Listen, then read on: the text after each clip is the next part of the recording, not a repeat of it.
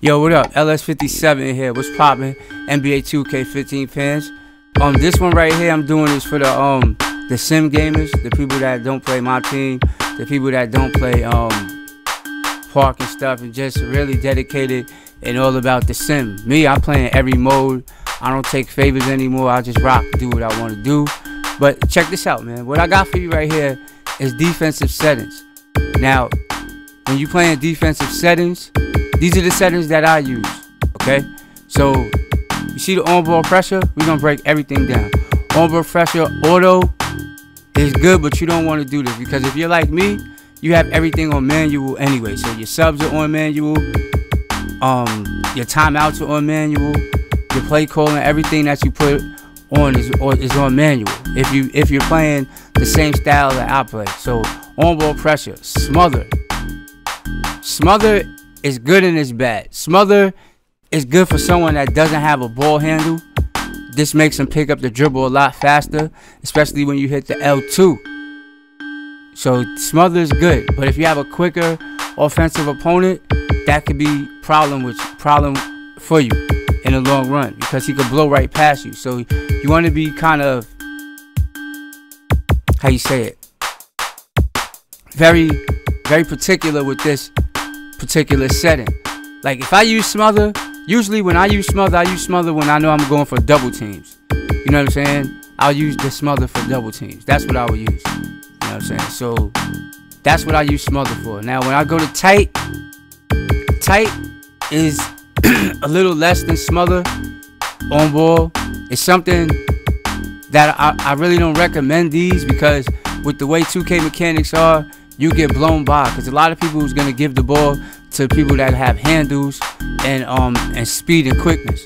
Now moderate, in my personal opinion, is the best one for me because it gives you that moderate, like a medium. It gives you a good distance between you and the defender, or should I say the offensive opponent. And you don't want to slack off what you want to slack off, you feel me? So you can cut off their angles. You feel me? So I'll show you that in another video. Gap, you know, it's just gonna be crazy space. This is where if your closeout game is on fleek, meaning if your closeout game is on point, you could use the gap all day.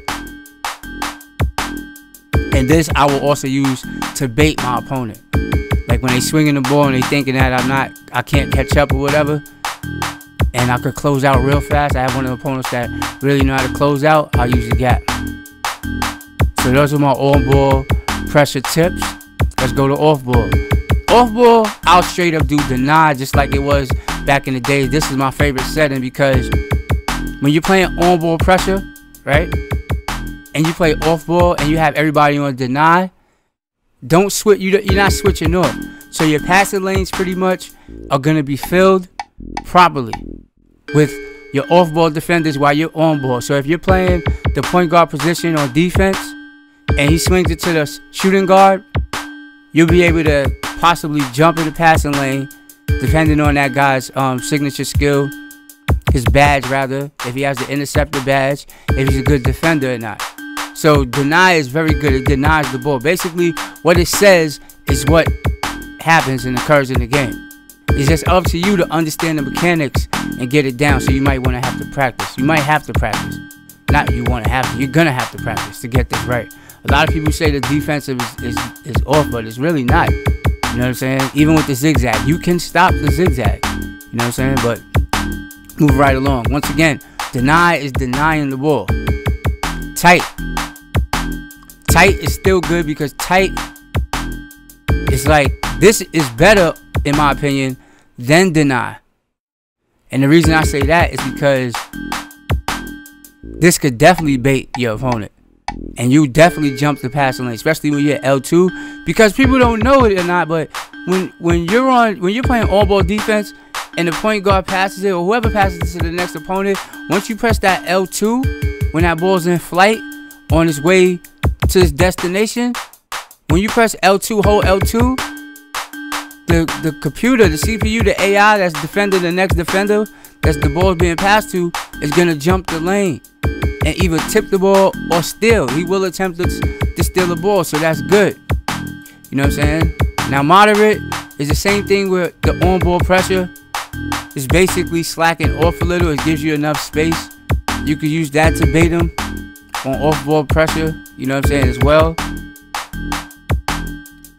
And gap is basically if you have a good closeout defender, like I said.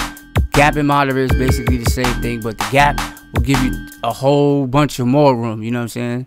And also, a gap is something you want to use when you have a defender that's not so much as a shooter, because if they're cold from, let's say, 15 feet or beyond, you really don't have to play defense, and 2K shows you that. As far as you have to play defense, but 2K shows you that the guy is most likely to miss the shot. You know what I'm saying? 2K is sort of kind of realistic in that way. I mean, shots, you know this from experience. If you play 2K since the game dropped, they're not going to be falling like this. So this is a very good tool to use. All right, let's go to force direction.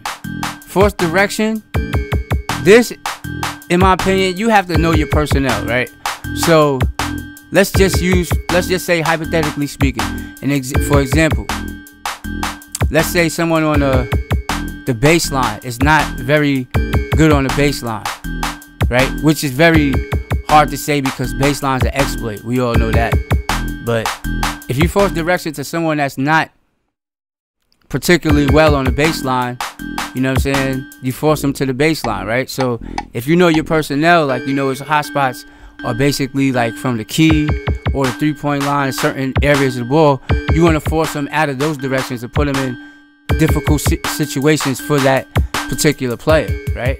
So if he's not basically a good shooter from the middle, you want to force him to the middle, right? If he's you know what I'm saying, a bad baseline shooter, force him to the baseline. You know what I'm saying? So these are things that you want to look at when it comes to particular shooters, right? Okay, now let's go to screens. Ice, for those that don't know, ice is basically a pick and roll stopper. You can stop the pick and roll with the ice, right? So it's basically a pick and roll stopper. So this right here will basically isolate the pick and roll situation. You know, in 2K, the pick and roll is very effective, very, very effective this year in the game. However, it could be manipulated. The situations can be handled if you use ice. Switch is basically, you know, if you play pick and roll defense, this is basically pick and roll defense right here. You switch. So when you're switching, basically prepare to be defending on the mismatch.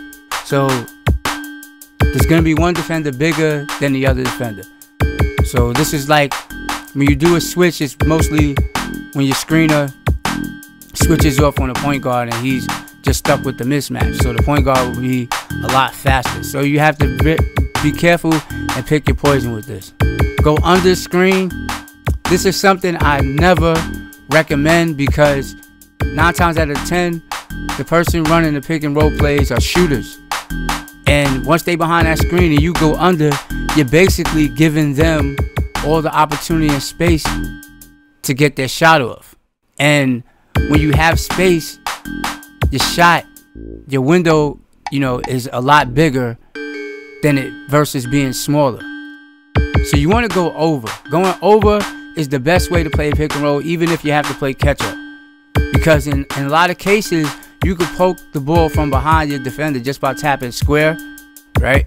Like if you're trailing your defender and you're going over the screen and you have to chase him, you could just tap square, tap the ball, you could get a shot. You could block his shot by hitting the triangle, or you might get a foul. But I recommend go over 95% of the time. I don't recommend go under at all. Cause you go under the screen, you're gonna get beat 9 times out of 10. Hedge, double hedge. This is something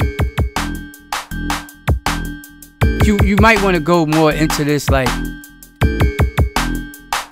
I really can't describe the hedge for you right now. Hard hedge, I know it's like when you get a hard hedge, it's like on pick and pops. The hedge is hard where you go behind, you know, the person that's setting the screen or the hedge or whatever, And I'll just use this for basically pick and pops. I don't use hard hedging for pick and rolls. You know what I'm saying? If you want, you could go. I'll do another video when I could give you the basics of hedging. But the hedging is a lot with the pick and roll. Post play, you want to stand in front of your player. This is when the ball's going to get lobbed. Now, 2K has the mechanics to where when you're fronting, you know what I'm saying? This is when you're standing in front of the player that's trying to get the ball in the post. Okay? So when you play this type of defense, be on the lookout for that lob pass.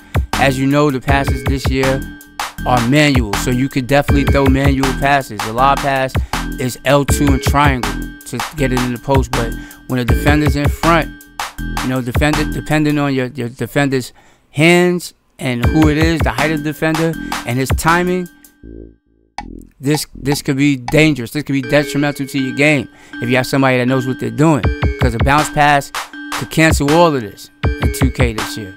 You know what I'm saying? But you have to be skilled to notice. I'll show y'all some gameplay with this later on. For now, this video is just me basically putting you onto the settings, okay? Alright, so let's go to behind. Behind is basically the basic defense you play on the post player. So that's when the post player that's receiving the ball standing in front of you, you're just playing behind them. This one I recommend. And the post shots, depending on who you're playing, the closeout could be crazy, and 9 times out of 10, a post shot, when you know what you're doing and you have a player that's in the post, a la Kobe Bryant, you won't have any problems.